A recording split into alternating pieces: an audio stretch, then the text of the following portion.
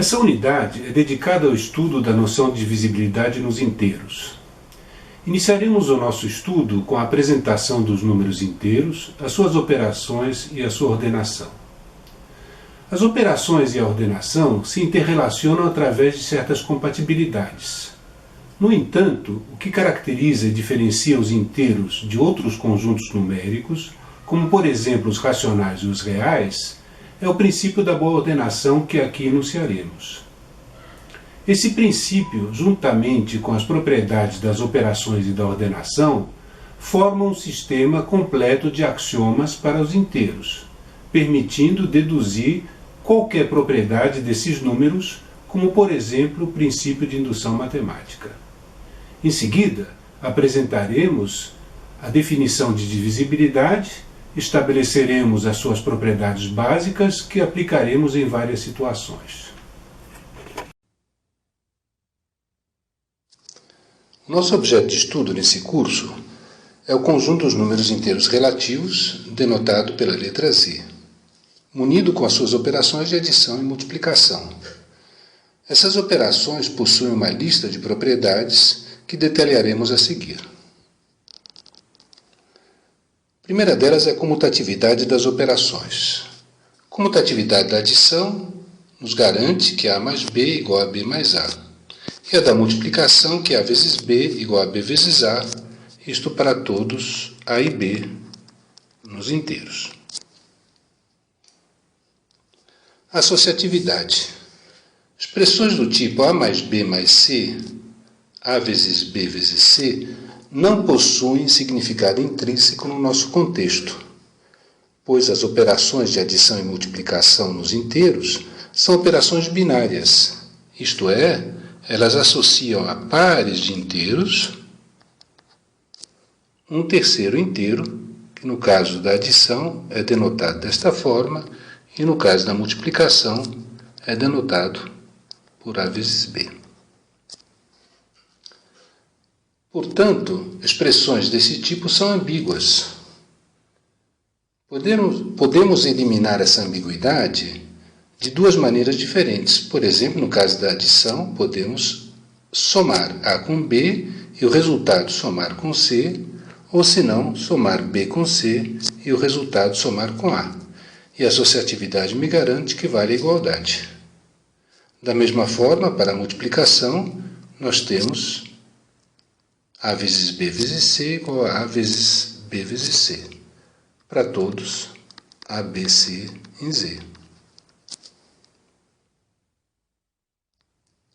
Existência de elemento neutro.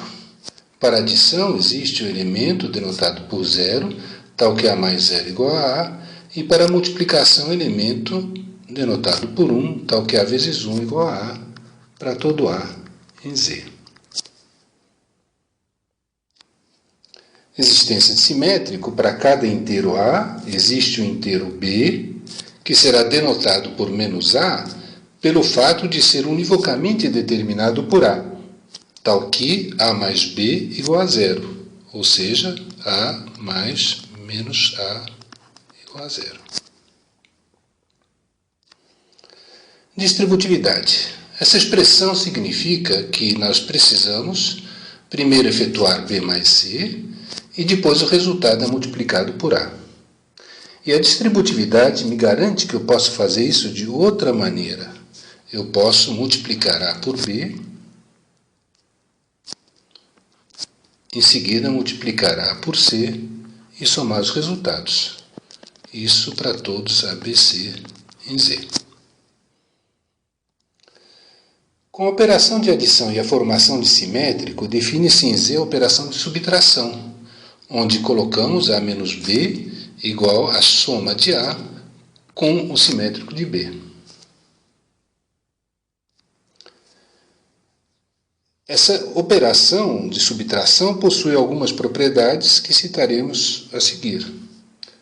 A menos A igual a 0, A menos 0 igual a A, 0 menos A é menos A, menos B menos A é A menos B, e, por fim, a distributividade da multiplicação com relação à subtração. Com apenas essas operações em Z, adição, multiplicação e subtração, não se vai muito longe. É preciso lançar mão da ordenação dos elementos de Z para poder evidenciar as características únicas que os inteiros possuem. Em Z há um subconjunto que se destaca. É o conjunto dos números naturais, denotado pela letra N, cujos elementos são também chamados de números inteiros positivos. Alguns autores consideram zero um número natural. Nós escolhemos considerar que zero não é um número natural.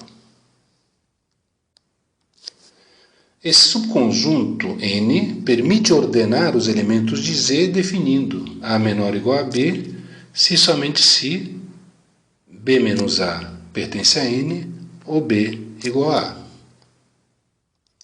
Por exemplo, 2 menor ou igual a 5, pois 5 menos 2 igual a 3 é um número natural. Menos 1 menor ou igual a 0, pois 0 menos 1 é 1, que é um número natural. N é menor ou igual a N mais 1, pois N mais 1 menos N é 1, portanto, um número natural. Isso para todo N em Z. Temos também que 1 é menor ou igual a 1, e mais geralmente, N menor ou igual a N para todo N em Z. A relação menor ou igual é uma relação de ordem Z. Isto é, ela possui as seguintes propriedades. Ela é reflexiva, significando que A menor ou igual a A para todo A em Z. Ela é antissimétrica, significando que se A menor ou igual a B, B menor ou igual a A, então A igual a B.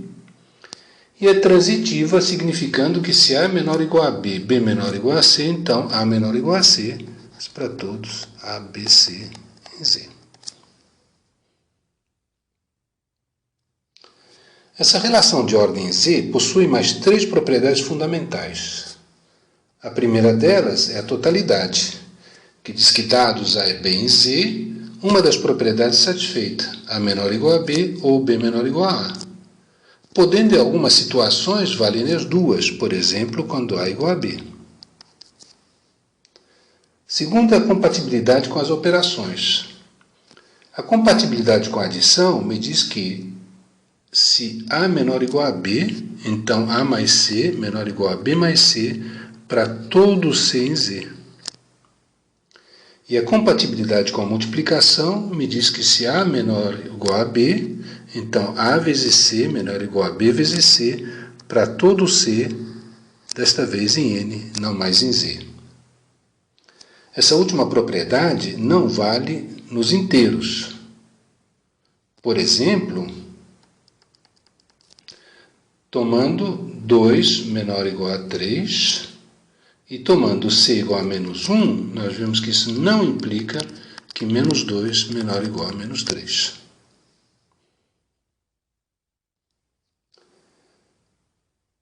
Princípio da boa ordenação. Essa propriedade é que realmente distingue o conjunto dos inteiros dos outros conjuntos numéricos, por exemplo, racionais e reais. Então, o princípio da boa ordenação me diz que todo subconjunto não vazio de A e limitado inferiormente possui um menor elemento. Vamos explicar o que significam esses termos. Dizer que um subconjunto não vazio A de Z é limitado inferiormente significa que existe um número C inteiro, tal que C é menor ou igual a A para todo A em A. E dizer que A possui um menor elemento, isso quer dizer que existe um número M, dessa vez em A, tal que M menor ou igual a A para todo A em A. E o princípio da boa ordenação me diz que todo subconjunto não vazio A de Z, que possui essa propriedade, ele necessariamente possuirá essa propriedade. O princípio da boa ordenação é um princípio característico dos inteiros. Vamos mostrar, por exemplo, que ele não vale nos racionais. Tomemos A, o intervalo 0, 1, dentro dos racionais. Esse conjunto A é limitado inferiormente, pois todo elemento de A é maior ou igual a 0, para todo A em A. Mas esse conjunto não possui o menor elemento. Suponha, por absurdo, que x seja um menor elemento de A. Então, o que nós temos? Nós temos que x é menor do que 1, mas x, estando no intervalo 0, 1, x ao quadrado é menor do que ele e é maior do que 0. Isso implica, então, que x ao quadrado pertence a A, pelo fato de x ao quadrado estar no intervalo 0, 1. E ainda x ao quadrado menor que x. Mas isso daqui é um absurdo. Por que é um absurdo? Porque nós consideramos x como o menor elemento de A. Nós encontramos um outro elemento de A menor do que ele. Então, essas propriedades que nós citamos acima caracterizam Z completamente. Um princípio que vocês já conhecem, desde as outras disciplinas, é o princípio de indução matemática. O princípio de indução matemática nos diz que se A é um número inteiro e se P de N é uma sentença aberta em N, que tem as seguintes propriedades. 1. P de A é verdadeiro e que 2. Para todo N maior ou igual a A, P de N implica P de N mais 1 é verdadeiro. A conclusão é que P de N é verdadeiro para todo N maior ou igual a A. Esse princípio de indução matemática, ele passa a ser um teorema se admitirmos o princípio da boa ordenação. Nós vamos demonstrar, então, o princípio de indução matemática utilizando o princípio da boa ordenação. Vamos à prova. Seja V o conjunto dos números inteiros, tais que n é maior ou igual a A e P de n é verdadeiro.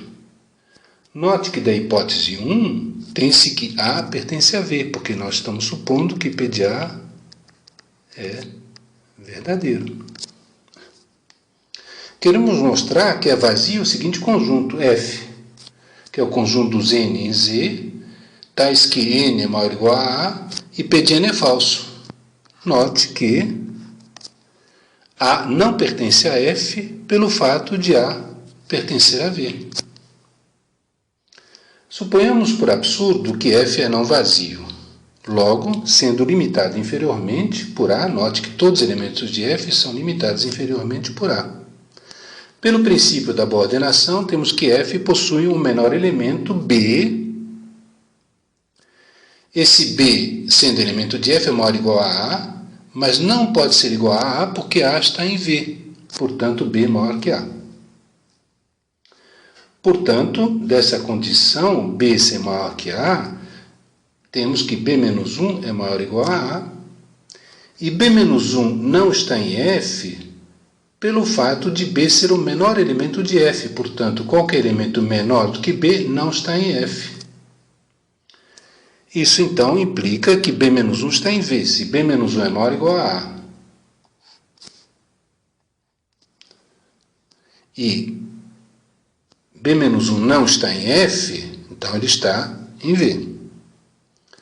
Mas pela condição 2, sabemos que todo elemento de V, se for somado com 1, ele continua em V. Então, o B, que é B menos 1, elemento de V, mais 1, pertence a V. Mas isso é um absurdo, por quê? Porque B era o menor elemento de F, portanto, o elemento de F. E B não pode pertencer simultaneamente a V e a F. Isso acaba a demonstração. Na realidade, pode-se provar que o princípio de indução matemática é equivalente ao princípio da boa ordenação.